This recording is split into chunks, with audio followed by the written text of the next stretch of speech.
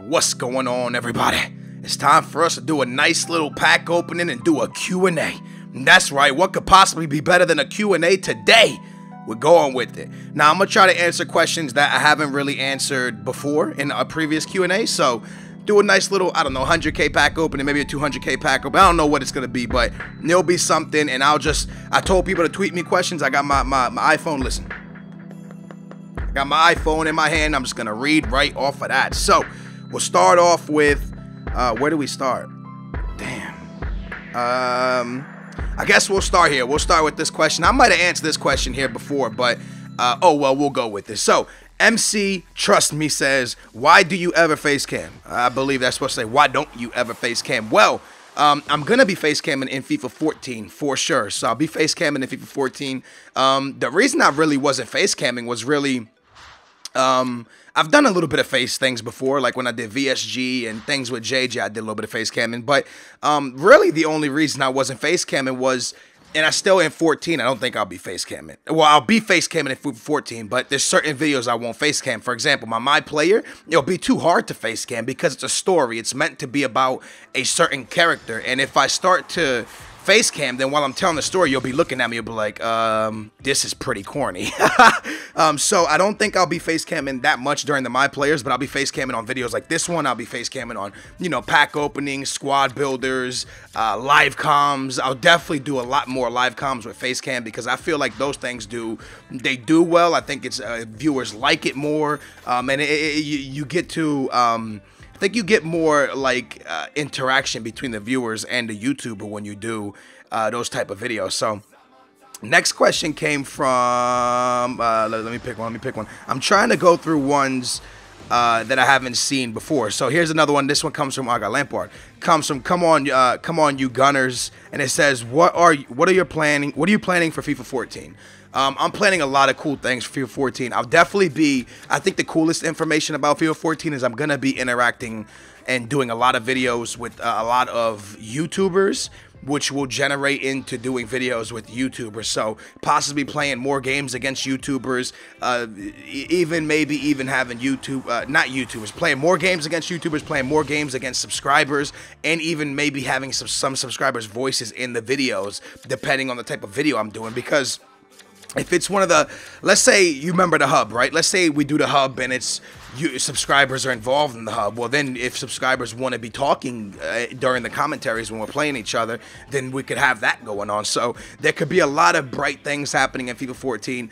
Definitely a My Player series will be happening. A manager mode will definitely happen at some point, and a lot of ultimate teams. So, you know, it's not going to be... I could say more the same, but it's not going to be more the same. It's going to be more of a lot of what's going on with a lot more epicness happening. Epicness? Is that a word? I hope it's a word, but I'm about to just start discarding loads of things so we can make this go by quick, you know? Here, let me discard this. So yeah, man, FIFA 14, I have really big plans. I hope you guys stick with me till FIFA 14 because I promise you guys it is going to be well worth the wait. Oh, man, I can't wait. I'm so excited for the things I have planned, so I think you guys will be excited for it too. We'll move on to the next one. It says, let's see here. I'm trying to answer things that I've never answered before. All right, yeah. Here's Andy. Andy says to me, realistic player that you want to go to Benfica. A realistic player that I would like to see at Benfica. Damn, that's such a hard one because, to be honest, right now, bro, Andy, 100% honest with you, we're watching preseason with Benfica. Benfica's having a really big issue with Cardoso. If you guys don't know what happened, Cardoso's been our top goal scorer for few years now. He's been at Benfica for like 6 years now, and he's just been beasting and feasting every single season. He always scores so many damn goals. It's incredible that the man scores that many goals. Now, last season, as you guys know, Benfica had a little bit of a downfall at the end of the season. They were in the final of the Europa League, which they lost to Chelsea with a 90th minute goal. They were beasting and feasting in the Portuguese league. They lost the Portuguese league with the 90th minute goal against Porto in the second to last game before the end of the season. So they lost everything, every competition with 90th minute goals. They lost the Portuguese Cup as well, but with a late goal, and they were winning that game. They let the team come back. It was traumatizing. At the end of the Portuguese League Cup game, because Cardozo was frustrated, he pushed the manager, and now there's a big issue where we had Lima and Cardozo who were both beasts together. Now we're missing Cardozo because of this little push he gave to the manager. Now they don't want to play him, they want to sell him, and we need a striker. So realistically, any striker that wanted to play for Benfica that's solid, I wish would come. I don't know one off the top of my head, but just a striker. And honestly, to be honest, the biggest signing we could have is just making Cardozo come back to play. The squashing all the beef between the manager and Cardozo, making him come back and play, that would be the best signing possible. Even though it's not a signing, it would feel like a signing, because right now it looks like he's not going to play for Benfica, and if he played for Benfica, it would be epic. I'm actually really surprised that there's not more teams around the world snapping up Cardozo, because he's a guy that scores 30 goals a season, and he could beast in any league, man. So I'm really, really surprised that more teams don't go after him. Let me discard this too while I'm at it. All right, so we'll move on and find some more questions. What was your inspiration on starting YouTube? Really, I've told this before. There was really no inspiration, to be honest. It was just one of those things of, I got an HD PVR because I thought I was a good clubs player. Me and my cousin play clubs every day. I thought I was a good club player, so I got an HD PVR to record that and put it on YouTube. When I got the HD PVR, my brother told me to stream. He's like, hey, man, you know, you're pretty funny when you're playing. Because I used to, when I would be playing, I would talk to myself like, ah, you stupid little noob, why did I do this? Or pretty much the way I am in my videos when I'm doing live comms. I used to talk like that out loud when I wasn't even doing it for YouTube. So my brother used to be like, yo, you're pretty funny to watch play. You might as well start streaming. I did it. People started watching. Boom, it translated into YouTube, and now we're here doing a Q&A. So thank you. I love y'all. Y'all are my inspiration. Ooh, that came off good. Ooh. Oh, that was smooth. All right, let's go.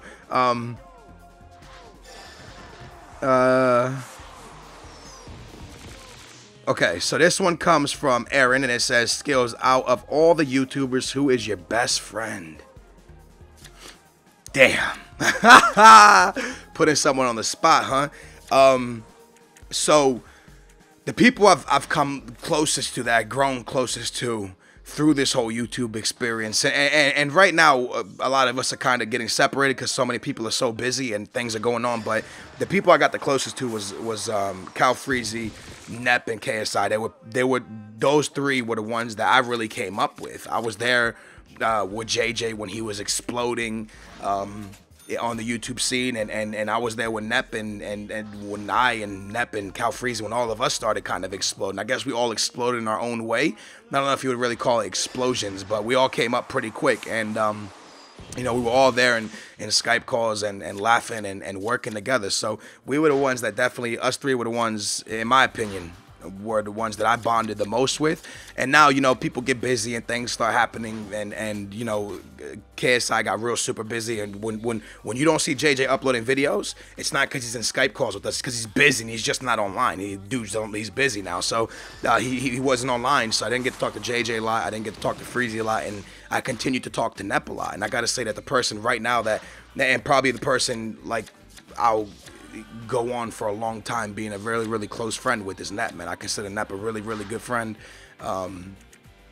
So yeah, man, I guess me and him have probably become the closest, maybe, in my opinion. I mean, I don't know if he feels the same way, but in my opinion, I've became the closest with Nep. And a lot of people be like, yeah, but you met him on the internet. Yeah, I know, but I spend more time with him than I spend with a lot of my real life friends. You know what I mean? So Nep is definitely one of my closest friends, I gotta say, from this whole YouTube thing. So yeah, there you have it. That's a booyah, baby. All right, so let's go on. Let's see. Why'd you start doing FIFA? I kind of just answered that, didn't I?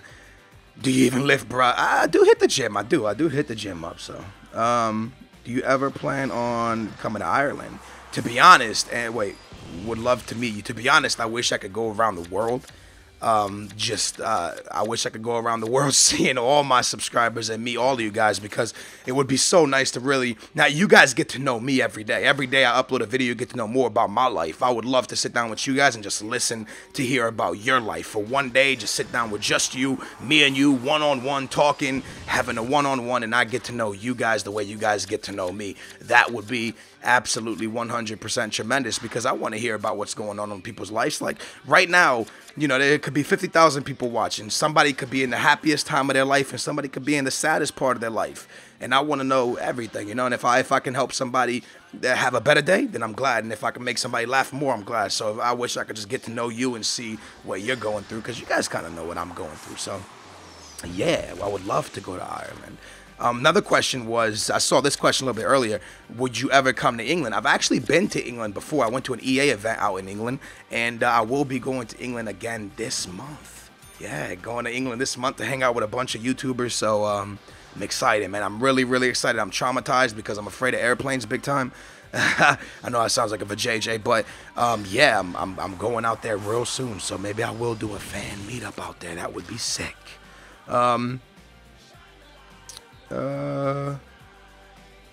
What do you think about Deji having more subs than you? That question comes from WWE. I think it's good, man. I think Deji's an awesome YouTuber, and I think his stuff is really, really funny. I'm happy for him. I'm glad for him. That's one thing with me. Like, if someone gains more subs than me, or if someone passes me, or if someone's smaller than me, or if someone's a million times bigger than me, I don't get jelly. I'm happy for them. I want to see people be successful, and I want to see people have fun doing what they're doing and love to do. So I'm not one of those people that get jelly of somebody else. I'm happy when somebody has a lot of subs or not a lot of subs or whatever. I'm happy for that person no matter what it is. So part of Portugal, you guys from Braga, the up north, like Vila Verde and stuff like that. All right, let's see. Do you think Cristiano Ronaldo is ignorant? Personally, me, no. Started from the bottom. Do I think he's ignorant? I think Cristiano Ronaldo, I think the thing is this, when you're that successful in life and you've worked that hard and you achieved it, think about this. Think about your Cristiano Ronaldo. Everyone that's around you, every friend that's around you, every person that's in your life is probably going to see you as like this amazing person, this person that's so wealthy, this person that's so good, this superstar magnet. So people are going to treat you that way. Now, when you're treated that way, you start to believe that, and you start to really, really think that you're something special like that, and then that can look ignorant on TV and to others. But if you have that one person, like, personally, I think if I was ever in Ronaldo's shoes, which obviously I would never be, but if I was, I think with the way my family is and the way my friends are, if I started getting out of line, like, my brother would be like, yo, this is the way you're supposed to be, you know, like, be humble and stuff like that. So for me, I think I would always like be down to earth, but that's me saying that from the outside. I don't know how it is to be Ronaldo. You know, he could have his cousins, his brothers, his mom, everybody feeding him that he's the best human being on earth, and then eventually you're going to start feeding into that, and it's going to come off real ignorant. So I kind of understand it. Do I think it's okay to be ignorant if you're that rich and stuff? No, that's not what I'm saying. I'm just saying that sometimes you get caught up and you feed into this thing that the TV makes you out to be and stuff like that. So let's see. How'd you get your channel out there? I live streamed, boss. I live streamed. That question comes from Taylor. I live streamed, and that's how I kind of made my way onto the scene. It was actually, I don't even know, man. It was crazy. Let's see. How would I rate myself on FIFA 10? I don't know. It's been so long since I've really sat down and played that game hard. I played it the other day as a throwback game, but I thought I was all right in FIFA like 11 and 12 and maybe even 10. I think 11 was probably the one I was the best at. 11 and 12 were probably the ones I was the best at. And I'm not saying I was the best in the world. Just like for me, I thought I was the best on those games. Let's see. Damn, I'm trying to get favorite basketball team. That comes from AP. Favorite basketball team is the Washington Wizards. Let me get a couple more real quick. What size shoes do you wear? What size? That comes from Jess. Size shoe is 10. A 10. Like, it depends though, because So, like, some shoes run small, you know, like sometimes Jordans run small and stuff, but usually I'm like a 10. And if some shoes run big, I'll get like a 9.5 for some shoes. So yeah, I'm rocking a 10, baby. I ain't got really that big of feet. So why not face cam? I just answered that one a little bit ago. And yeah, I think that's pretty much it. All right, here we go. I answer this last one to end it off. This comes in from Cal DZN, I believe it said. And it says, why do you say booyah? What's the meaning behind it? Yeah, the meaning behind booyah was, I was in a live stream one day, and I scored a goal, and I accidentally said booyah. And then my viewers were like, booyah, and the whole chat just went crazy with booyahs. And now I'm looking like, okay, so this worked. And then it stuck, man. You kind of, it's like one of those things on YouTube that you say it and then it sticks. Like, for example, KSI, he said the Heskey joke is stuck. And it stuck with him for a while. And booyah was something that stuck. The viewer stuck with it. I stuck with it. And it was something that ran with it. So what's booyah? Booyah is something you say when, like, something kind of exciting happens. So, like, if you're out with your friends and you know, this is kind of hard to explain, but if something good happens, like you're out with your friends, you're playing football, someone scores a goal, you'd be like, oh, that's booyah.